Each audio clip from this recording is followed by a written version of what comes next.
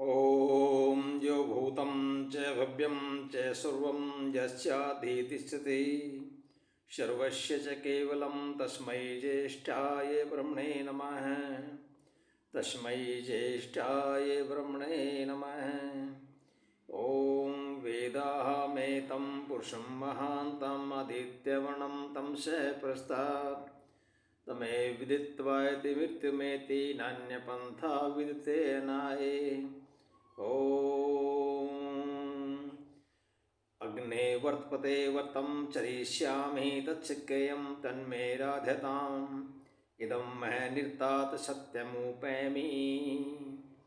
ॐ शान्तिः शान्तिः शान्तिः। ओम। आदरणीय धर्म प्रेमी सज्जनों, सादर नमस्ते और जय श्री राम। सज्जनों, वाल्मीकि रामायण का ये अयोध्या कांड का आज 15वां सर्ग है। पिछले सर्ग में हमने पढ़ा कि दशरथ का बुरा हाल हुआ पड़ा है। कैकेयी ने उनसे वचन मांग लिए, राम का वनवास, भरत का राज्य। ऐसी बात नहीं थी, अगर भरत होते तो भरत को भी राज्य दे सकते थे, लेकिन राम बड़े थे, राम सबसे प्रिय भी थे, तो भरत को अपना जो राज्य देना चाहते थे। लेकिन मंथरा के कहने से कैकेयी ने ऐसी चाल चली। चाल तो मंथरा की थी, लेकिन कैकेयी उस चाल में आ गई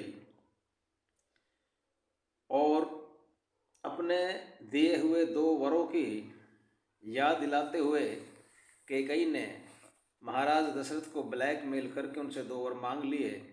और वरों में भी क्या मांगा कि भरत को राज्याभिषेक और श्री राम का 14 साल का वनवास।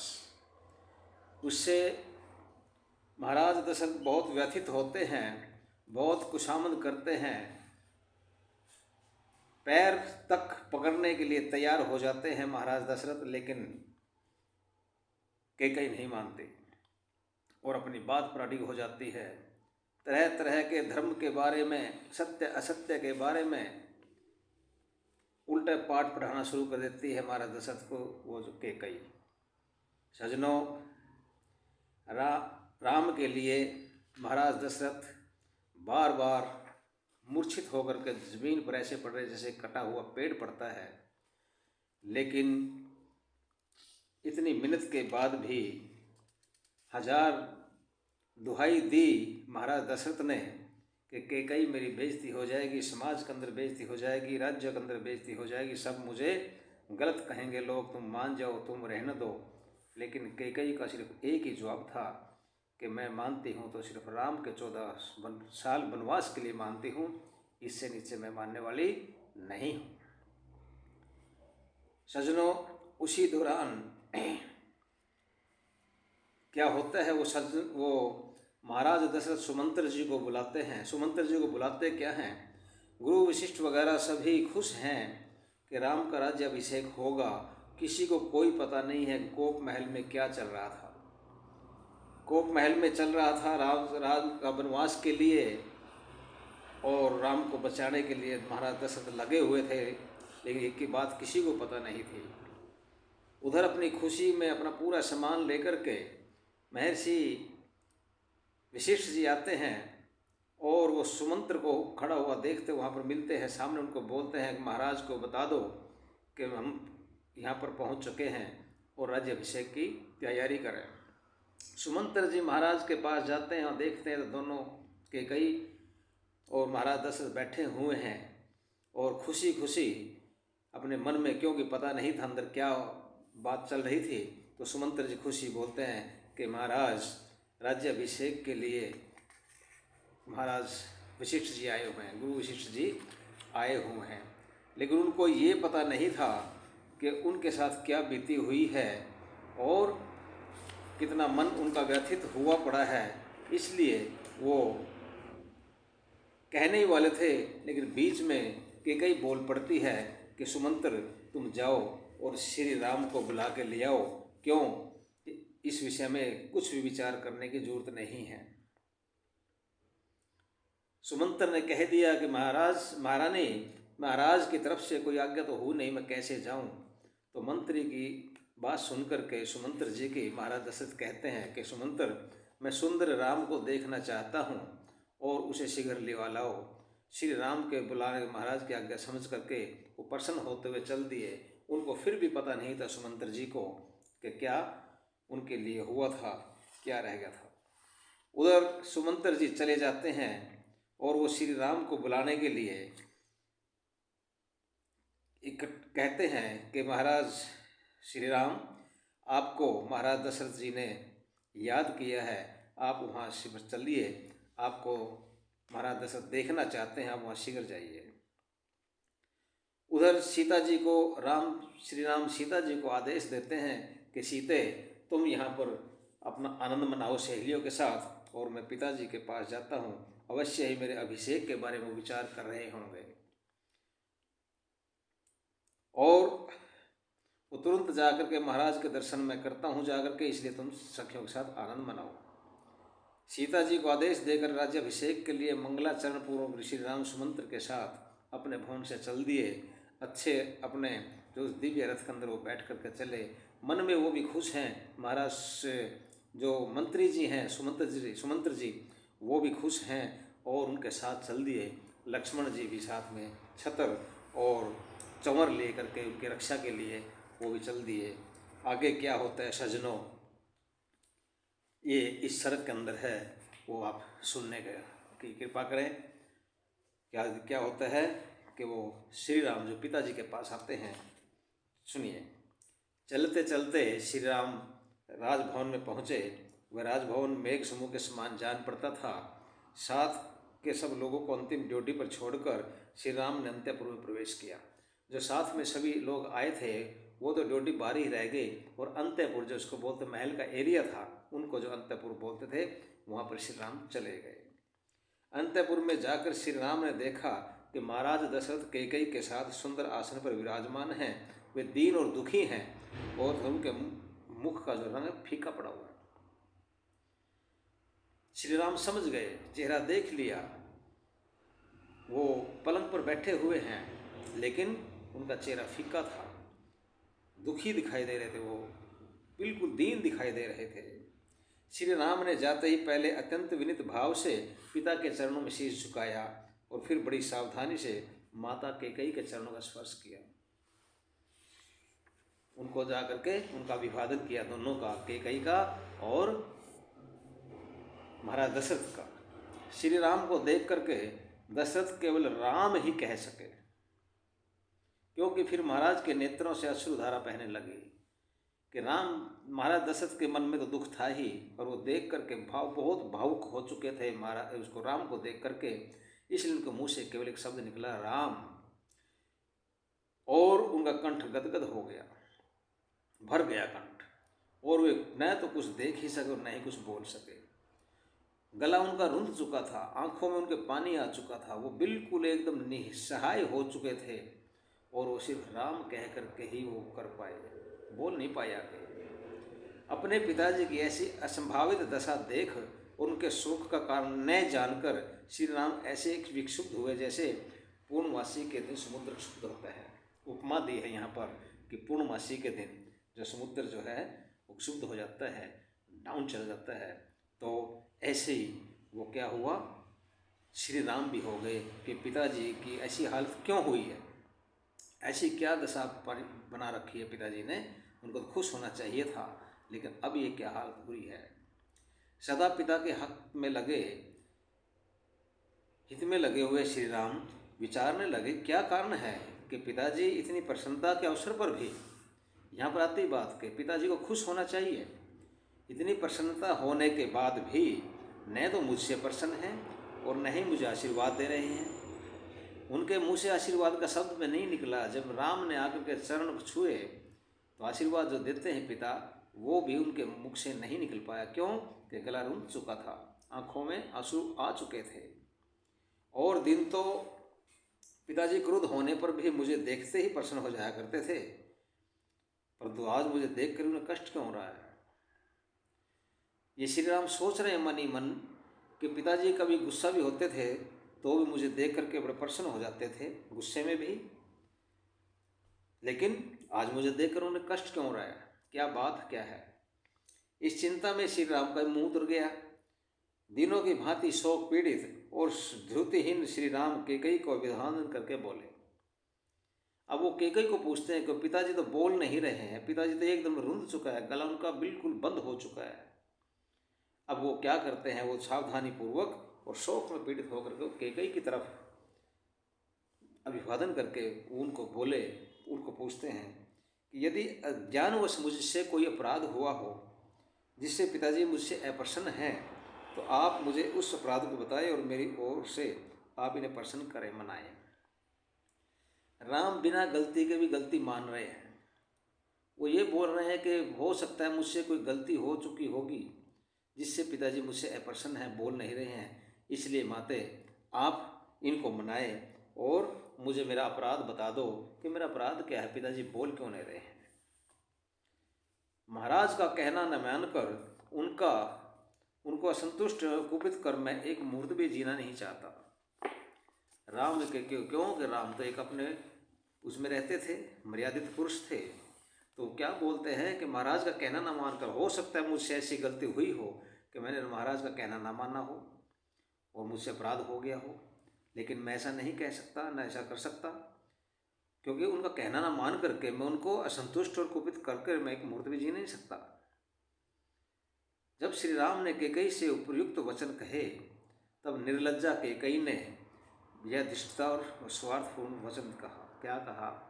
जब कैकेयी से पूछा कि पिताजी नाराज क्यों हैं, मेरा अपराध क्या है, पिताजी क्यों नहीं बोल रहे हैं, मैं पिताजी का कहना ना मान कर उनको नाराज नहीं कर सकता और मैं नाराज करके उनको मैं एक पल भी जी नहीं सकता, तब वो कैकेयी क्या बोलती है, सुनिए। वो अपने दुष्टता और स्वार्थपूर्ण शब्दों में कहती है क्या? हे राम, ना तो महाराज तुमसे अप्रसन्न है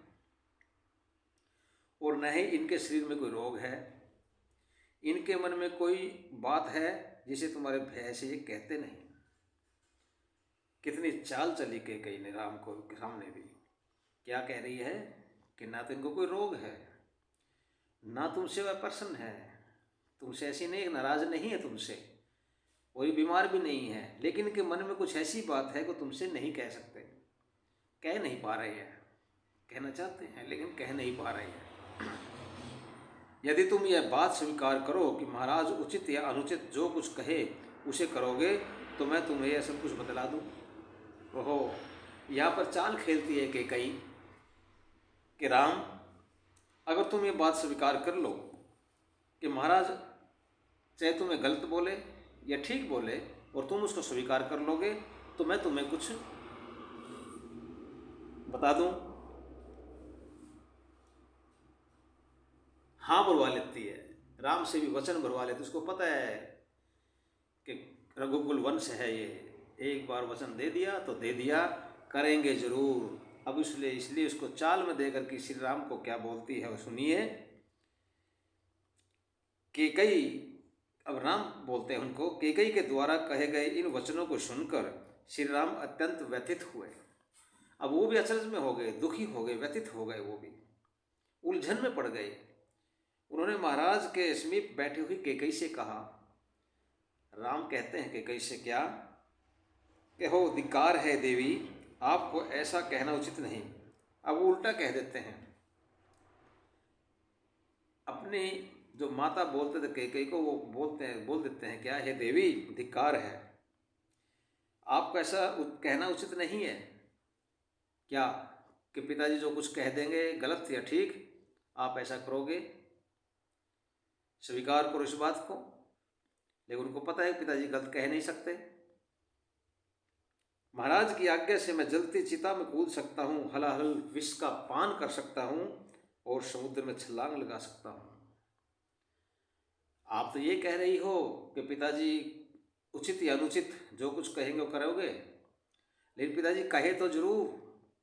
अगर पिताजी कहेंगे तो मैं समुद्र में छलांग लगा सकता हूँ, मैं अग्नि में जल सकता हूँ, मैं विष पी सकता हूँ, जहर पी सकता हूँ पिताजी के कहने पर। लेकिन अगर बोले तो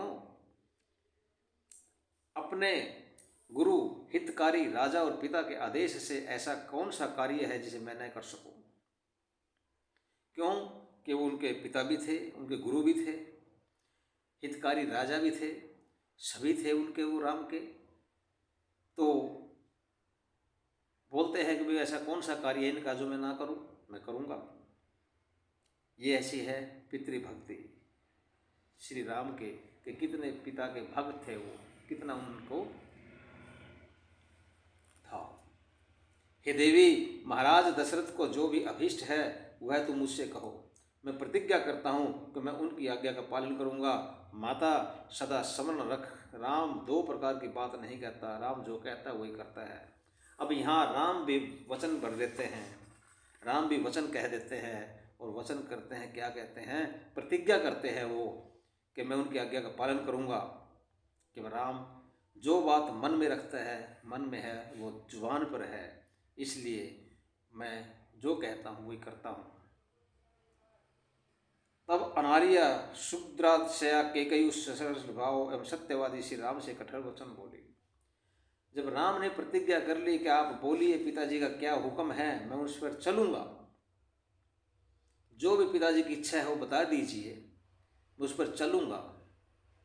क्यों कि आप याद रखना कि राम दो प्रकार की बात नहीं कहता, जो कहता वो करता है। तब वो क्या करती है, वो दुष्टा केकई क्या कहती है सरल स्वभाव वाले राम को, इतने कठोर वचन क्या बोलती है, सुनिए। हे राम, पूर्व काल में देवासुर संग्राम में शत्रु के बाणों से पीड़ित और मेरे द्वारा रक्षित तुम्हारे पिता ने मेरी सेवा से प्रसन्न होकर मुझे 2 वर दिए थे। वो अपने युद्ध की कहानी बताती, पिछली कहानी बताती है राम को, कि जब ये युद्ध में घिर गए, युद्ध में घायल हो गए, शत्रु इनके ऊपर टूट पड़े, तब मैंने इनकी रक्षा की थी और उस रक्षा के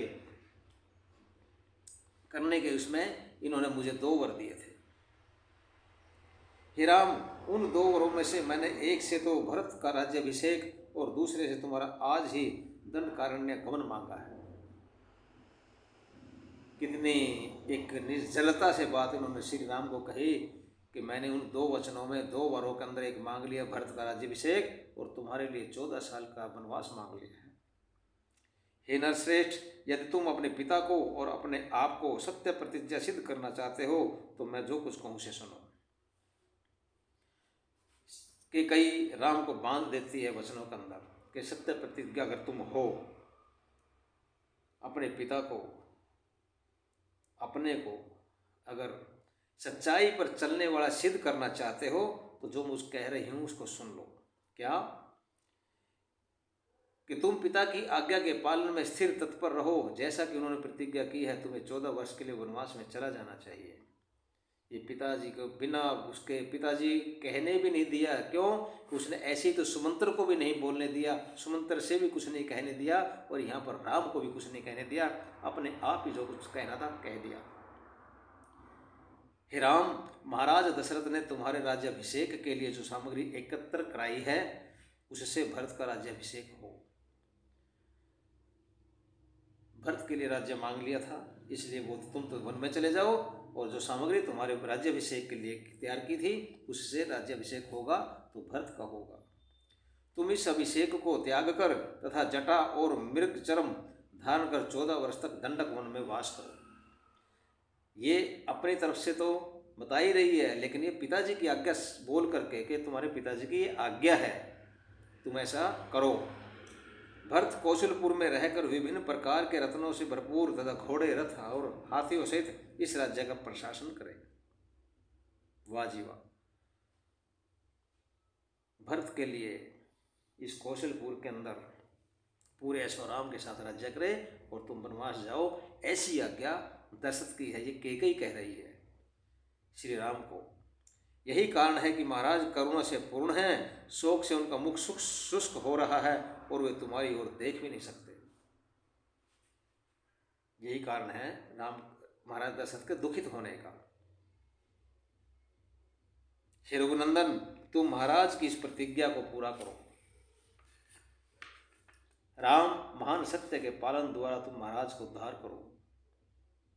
ओहो, सत्य सत्य सत्य सत्य सत्य सत्यानाश कर दिया इसके, कई ने सत्य सत्य कह करके ब्लैकमेल किया इसलिए सज्जनों बोलते हैं कि नारी का सम्मान करो, लेकिन वेद बोलता है जहाँ नारी गलत करती है उस नारी के साथ भी गलत करो। और कैकेयी के इस प्रकार के कठोर वचन बोलने पर श्री राम को कोई शोक नहीं हुआ। देखिए राम की फिर भी एक उदारता कि राम को कोई दुख नहीं हुआ इस बात का। परंतु महाराज दशरथ जो पहले से ही दुखी थे, राम के संभावित वियोग के कारण होने वाले दुख से अति व्याकुल हुए। और भी ज़्यादा दुख हो गया उनको कि उनको बोलने तो दिया नहीं गया, सुनाया तो नहीं, उन्होंने अपनी तरफ से सुनाया नहीं कि वो तो गुम हो गए बेचारे। लेकिन कैकेयी ने ही उनकी बातों को कि ये तो आदेश महाराज दशरथ का है कि राज्याभिषेक होगा तो भरत का होगा और तुम्हें 14 साल के वनवास के लिए वनों में जाना पड़ेगा, दंडक वन में जाना पड़ेगा। ये चीज़ उन्होंने राम को सीधा आदेश सुना दिया। सज्जनों, जो हनुमान टक में इस संबंध में एक सुंदर श्लोक है, एक टिप्पणी है यहाँ पर। जब वो क्या बोलते हैं, महाराज श्री राम बोलते हैं कैकेयी से बात करते हैं तो क्या बोलते हैं, जब वो तत् ब्रूहि वचनम देवी राज्यो यद भी कांक्षितम करिष्ये प्रति जाने न रामो दीर्ना भी भाषते। कि देवी राम महाराज दशरथ को जो भी अभिष्ट है, जो भी जो पहले आया था, जो अभिष्ट है, जो उनकी इच्छा है वो आप बता दीजिए। मैं प्रतिज्ञा करता हूँ कि मैं उनकी आज्ञा का पालन करूँगा। माता सदा स्मरण रखना कि राम दो प्रकार की बात नहीं कहता। तो यहाँ पर एक श्लोक आता है क्या, जो हनुमान कंटक है, हनुमानाटक नाम से ग्रंथ है, उसमें है ये, द्विशरम नाभि संगधते द्विहि शथाप्यति नाश्रितान द्विर ददाति न चार्थिभ्यो रामो दीर्ना भी भाषते। राम 2 बार बाण को धार नहीं करते, एक बाण को 2 बार नहीं रख लेते, वो एक बार चलाते हैं, अर्थात 2 बार एक बाण को नहीं चलाते, अथवा एक ही बाण से शत्रु का काम तमाम कर देते हैं, दूसरा बार नहीं चलाते। राम 2 बार आश्रितों को स्थापित नहीं करते, अर्थात एक ही बार भली प्रकार यथास्थान नियुक्त कर देते हैं। वे याचकों को 2 बार नहीं देते, अर्थात एक ही बार में दरिद्रों के दरिद्र का नाश कर देते हैं। राम 2 बातें नहीं कहते, अर्थात एक बार कही हुई प्रतिज्ञा का पालन करते हैं, वो दोबारा नहीं कहते। ये राम के गुण, एक एक ऐसा राम के गुण, जितने इस वाल्मीकि रामायण के अंदर श्लोक, उससे कई हजार गुना राम के गुण थे। सज्जनों, इसलिए श्री राम का यह यहाँ पर हुक्म सुना दिया जाता है, आदेश सुना दिया जाता है कैकेयी द्वारा, और राम उस चीज़ को मंजूर भी कर लेते हैं, शोक नहीं करते, चुपचाप वो रहते हैं। और यहाँ पर दशरथ और भी दुखी हो जाते हैं। यहाँ पर राम को आदेश वन का हो जाता है। सज्जनों, यहाँ तक आज का एपिसोड यहीं तक। आगे राम जो प्रतिज्ञा करते हैं वो अगले सर्ग में आएगा, आप सुनते रहें। आगे बात बहुत ही गंभीर होती जा रही है, आप सुनते रहिए। आपका धन्यवाद। सादर नमस्ते। इति ओम शम।